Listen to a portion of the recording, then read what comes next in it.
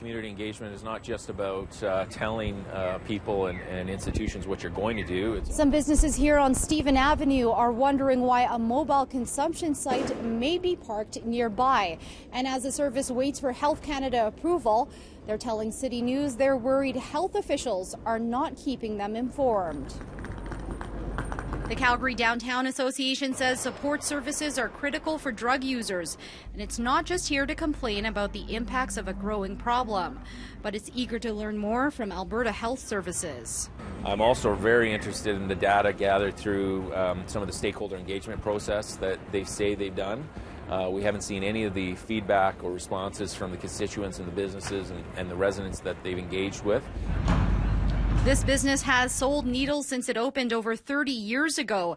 Hanif Malji says consumption sites save lives, protect the public from contamination, and users experiencing the negative effects of drugs.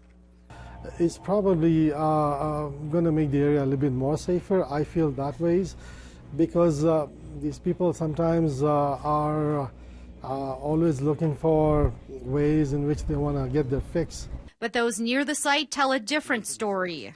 Representatives from the association and the Calgary Municipal Land Corporation attended a recent meeting with Beltline stakeholders about safety and disturbances they believe is related to the site. We've gone out and tried to educate ourselves, but I think we amongst other organizations and stakeholders in and around downtown are really eager to hear from Alberta Health Services and HIV Link and the city on the data that they've gathered that informs their decision making. HIV Community Link hasn't made any decisions on where it will go. For this business owner, he says he always feels safe walking the streets. Generally, people are always very scared of drug users.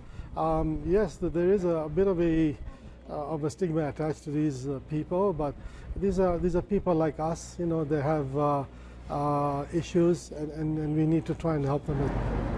In Calgary, Crystal Ladaris, City News.